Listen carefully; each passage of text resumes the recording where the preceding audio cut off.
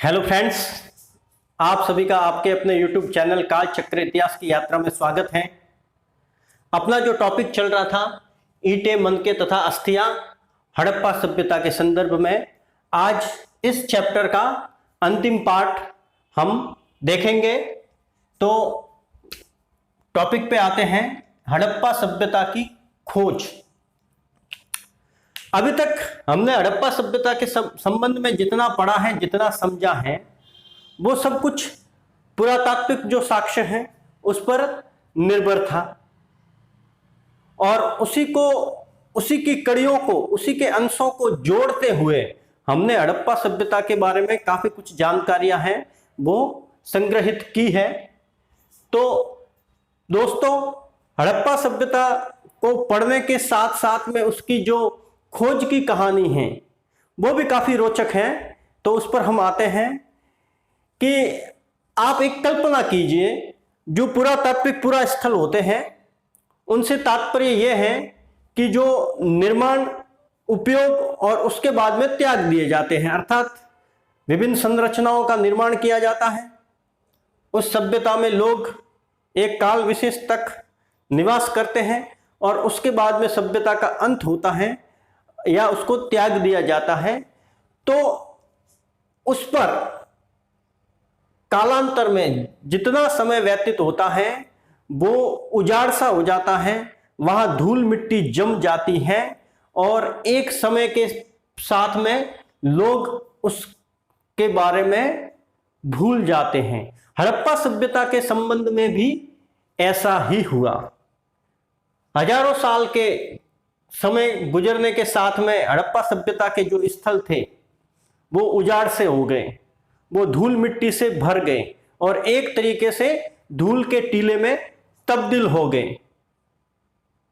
जो बाद में उन इलाकों के आसपास जो लोग बसे, उनको समय समय के साथ में कभी भारी बारिश हो गई तो मिट्टी का कटाव हो गया, तो उससे हड़प्पा सभ्यता के जो नगर थे उनकी जो संरचनाएं थी, उनकी जो दीवारें हैं वो बाहर, उनके कोने दिखने लग गए। कभी कभार वहां से गुजरने वाले जो चरवाहे हैं या जो खजाने की खोज के लिए खोद रहे हैं जमीन को, या नींव के लिए खोद रहे हैं या कुआं बनाने के लिए खोद रहे हैं, उनको जब भी ऐसा कुछ होता था कुछ न कुछ अपरिचित सी पुरा वस्तु उनको मिलती थी, लेकिन वो उसका महत्व नहीं समझ पाए, क्योंकि हड़प्पा सभ्यता उस वक्त तक प्रकाश में नहीं आई थी और उसके संदर्भ को जाने बिना उस पूरी सभ्यता को समझना सामान्य बुद्धि के लोगों की तो बात अलग है, इतिहास परक और इतिहास के विद्वानों के लिए भी ये नामुमकिन सी बात लगती है। ऐसा ही कनिंघम महोदय के साथ में भी हुआ। कनिंघम भारतीय पुरातात्विक सर्वेक्षण, जिसे archaeological survey of India ASI, जिसका शॉर्ट फॉर्म है ASI,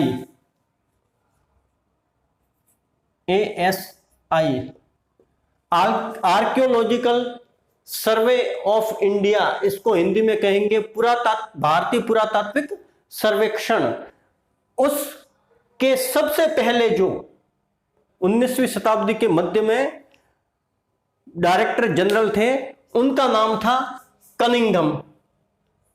कनिंघम तक भी हड़प्पा सभ्यता की मुहर पहुंची। 19वीं शताब्दी के मध्य की बात मैं बता रहा हूं आपको, लेकिन तब तक हड़प्पा सभ्यता प्रकाश में नहीं आई थी। कनिंघम ने उस मुहर का महत्व तो समझा, लेकिन वो उसके बारे में वस्तुतः, तत्वतः वहां तक पहुंचने में चूक गए, क्योंकि कनिंघम जो महोदय थे उनका यह मानना था कि भारतीय सभ्यता संस्कृति का जो उदय है वो गंगा घाटी में सर्वप्रथम होता है। और कनिंघम महोदय का जो रुचि जो थी वो आरंभिक ऐतिहासिक काल, अर्थात 6ठी शताब्दी ईसा पूर्व से लेकर 4ठी शताब्दी ईस्वी और उसके आगे के काल में थी, और उसी के बारे में उनको जानकारी थी, क्योंकि तत्कालीन जो इतिहासकार थे वो लिखित साक्ष्यों पर ज्यादा निर्भर रहते थे। लिखित साक्ष्य अर्थात जो साहित्यिक है, अर्थात जो किसी ग्रंथ या किताबों में लिखे हुए हैं, या अभिलेखों पर, जैसे शिलालेख, पाषाण, जो पाषाण लेख है, शिलालेख है, स्तंभ लेख है, गुहा लेख है, ताम्रपत्र लेख है, उन पर जो कुछ लिखा हुआ होता था और उसी के आधार पर वो अपनी ऐतिहासिक जानकारियों का पुनर्निर्माण करते थे। इसलिए कनिंघम उस हड़प्पाई मुहर का महत्व नहीं समझ पाए और वहां ये चूक कर गए। तो दोस्तों, आपको ये याद रखना है कि भारतीय पुरातात्विक सर्वेक्षण के सबसे पहले डायरेक्टर जो जनरल थे वो थे कनिंघम। फिर बात आती है नवीन प्राचीन सभ्यता। अब कनिंघम का समय गुजर गया। समय के साथ साथ में 20वीं शताब्दी के जो प्रारंभिक दशक हैं, उस वक्त जो भारतीय पुरातात्विक सर्वेक्षण के डायरेक्टर जनरल थे वो जॉन मार्शल बनकर आए। जॉन मार्शल अपने साथ में यूनान और क्रीट में किए गए पुरातात्विक सर्वेक्षणों का अनुभव भी लाए थे। जॉन मार्शल महोदय का पुरातात्विक सर्वेक्षणों में बहुत ही गहरी रुचि थी और उन्हीं के दिशा निर्देशों में दयाराम साहनी ने 1921 में हड़प्पा नामक जगह की पुरातात्विक स्थल की खोज, जो कि वर्तमान में पाकिस्तान के पंजाब प्रांत के मांटगोमरी जिले में रावी नदी के किनारे पर स्थित है, यहां पर है, उस हड़प्पा स्थल की खोज की। और उसी के एक साल बाद हड़प्पा से लगभग 480 किलोमीटर दूर वर्तमान के पाकिस्तान के सिंध प्रांत के सिंधु नदी किनारे पर स्थित मोहनजोदड़ो नामक स्थान पर भी राखलदास बनर्जी ने 1922 में एक हड़प्पा पुरा स्थल जिसका नाम मोहनजोदड़ो था वो खोद निकाला।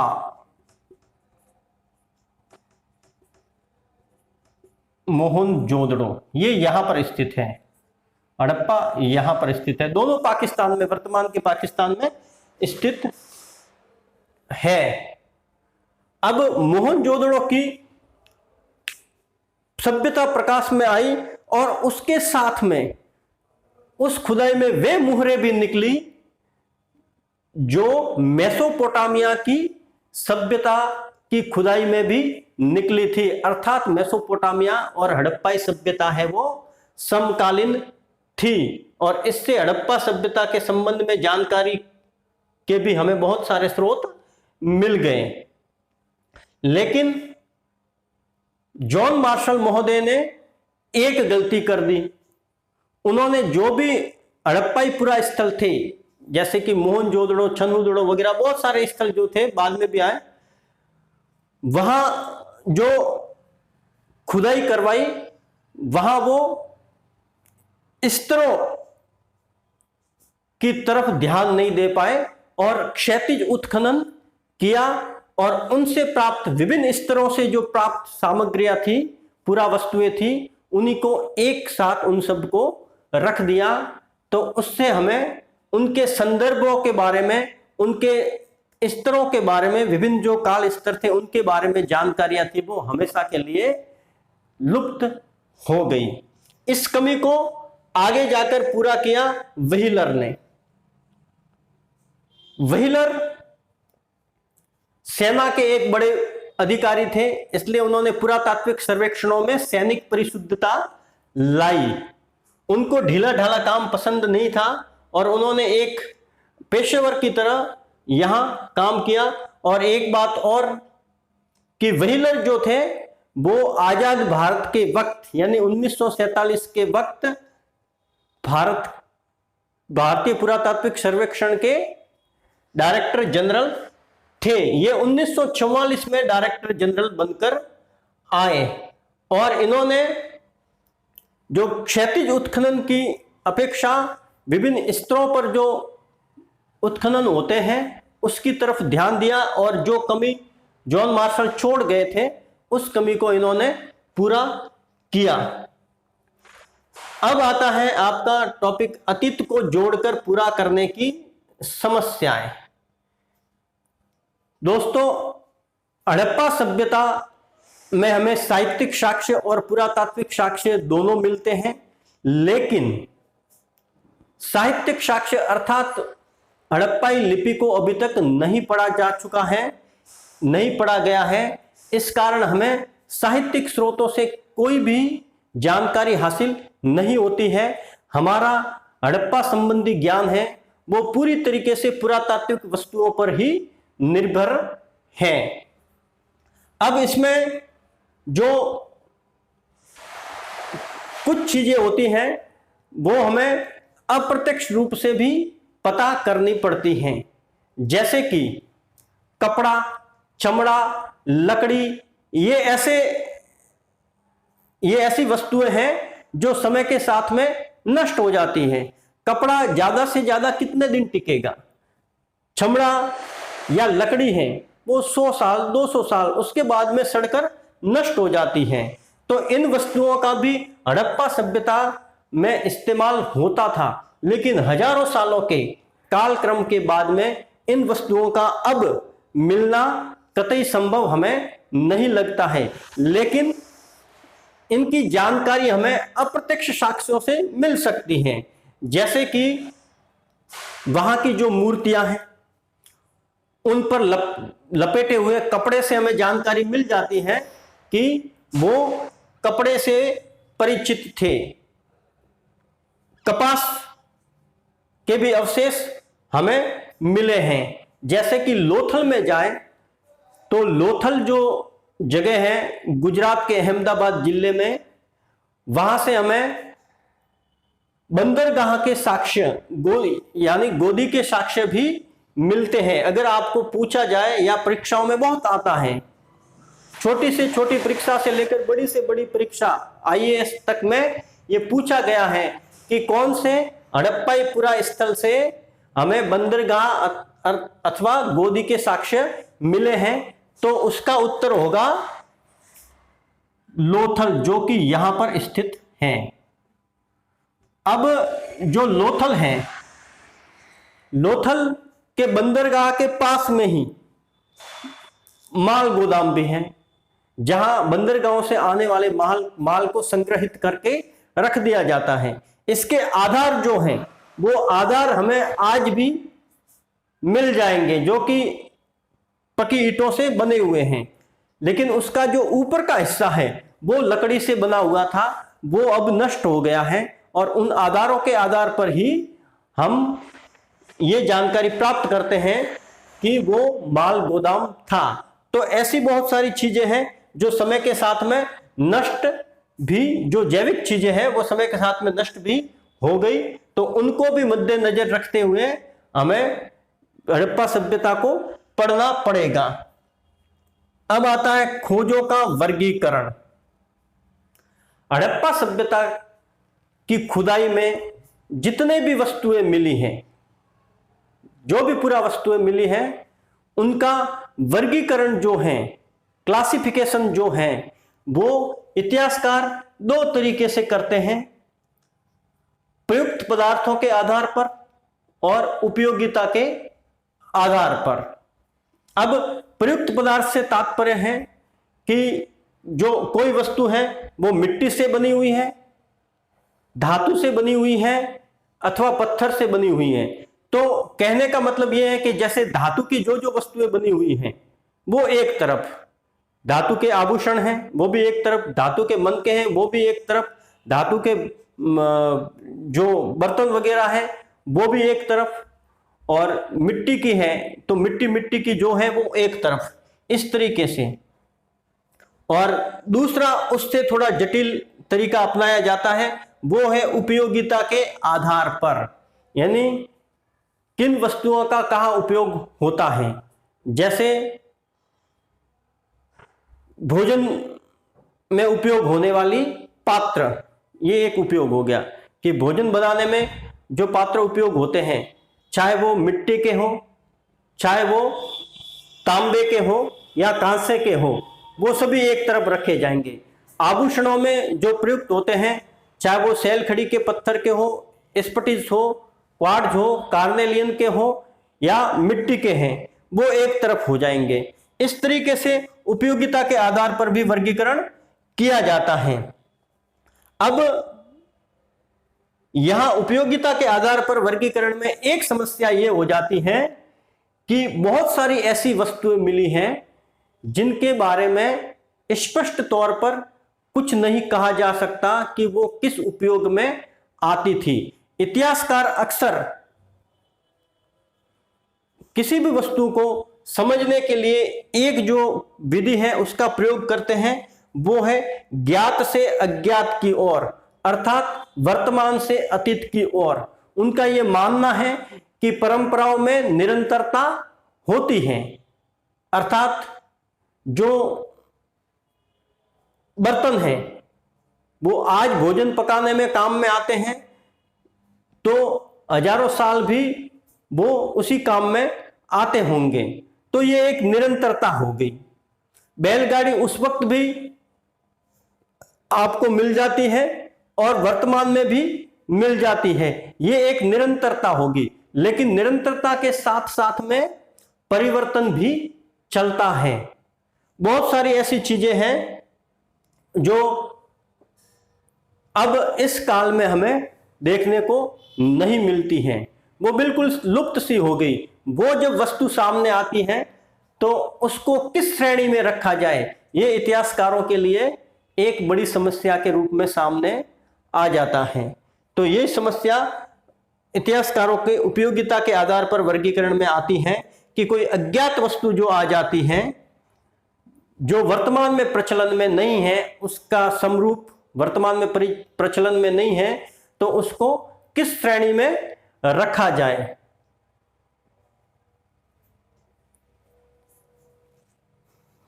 अब बात आती है व्याख्या की समस्याएं।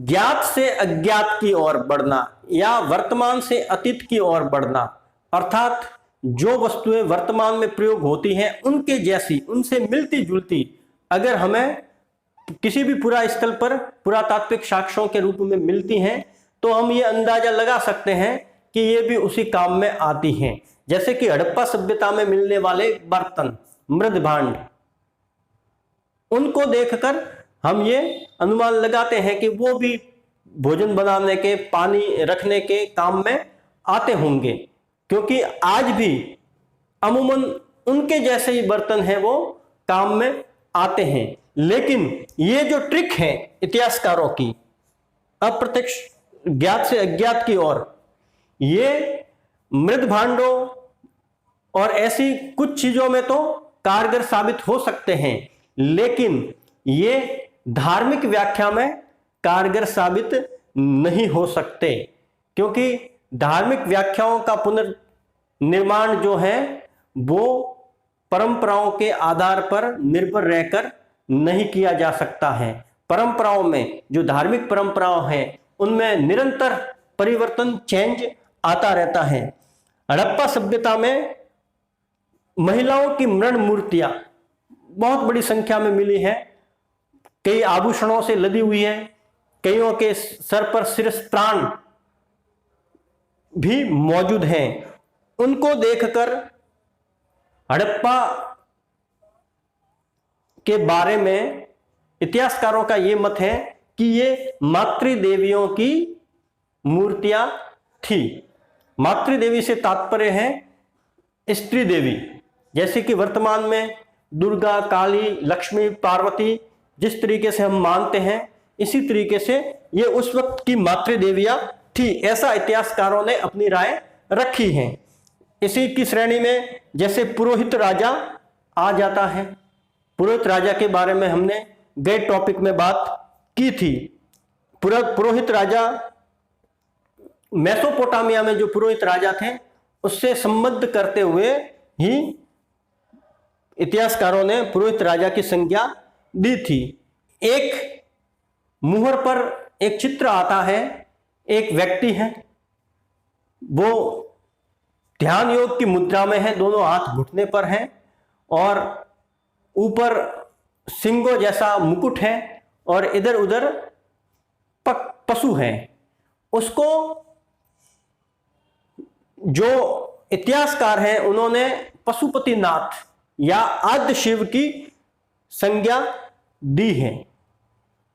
और मोहनजोदड़ो में विशाल स्नानागार, लोथल कालीबंगा में मिलने वाली यज्ञ वेदियां, इन सभी के बारे में भी इतिहासकारों ने अपनी अपनी राय रखी है कि ये अनुष्ठानिक संरचनाएं थी, लेकिन अभी तक स्पष्ट तौर पर इनके बारे में नहीं कहा जा सकता। यदि सिंधु घाटी सभ्यता की लिपि को पढ़ने में कभी सफलता हासिल हुई तो यह संभव है कि हमें बहुत सारी जानकारियां हैं वो हड़प्पा सभ्यता के बारे में प्राप्त होगी। अब अंतिम बात करते हैं कि आज तक इतने दशकों की खुदाई, उत्खनन, चिंतन मनन और इतिहासकारों की माथापच्ची के बाद में हमें हड़प्पा सभ्यता के बारे में क्या जानकारी प्राप्त हुई है। तो हमारी जो जानकारी है वो हड़प्पा सभ्यता के अर्थव्यवस्था, थोड़ी बहुत सामाजिक व्यवस्था, उनके लंबी दूरी के संपर्कों, व्यापार व्यवसाय और उनके भौतिक जीवन के बारे में जानकारी काफी कुछ हद तक प्राप्त हुई है। लेकिन अभी तक हम बहुत सारी जानकारियों से कोसों दूर हैं, जैसे कि धार्मिक व्याख्याएं, स्त्री पुरुष के संबंधों के बारे में अभी तक कोई जानकारी नहीं मिलती है। स्त्री पुरुष के संबंधों से तात्पर्य है कि उनकी विवाह परंपराएं कैसी थी, उनकी परिवार व्यवस्था कैसी थी, उसके बारे में हमें ज्यादा जानकारियां प्राप्त नहीं हुई हैं। श्रम विभाजन के बारे में अभी तक ज्यादा जानकारियां हमें प्राप्त नहीं हुई है कि श्रम विभाजन किस तरीके का था, और न ही सामाजिक अनुक्रम या सामाजिक विभेद के बारे में भी हमें कोई विशेष जानकारियां प्राप्त हुई है। आशा करते हैं कि जब भी कभी इस लिपि को पढ़ा जाएगा तो हमारी जानकारियों का जो स्तर है वो पिछले स्तर की अपेक्षा सुदृढ़ होगा। धन्यवाद।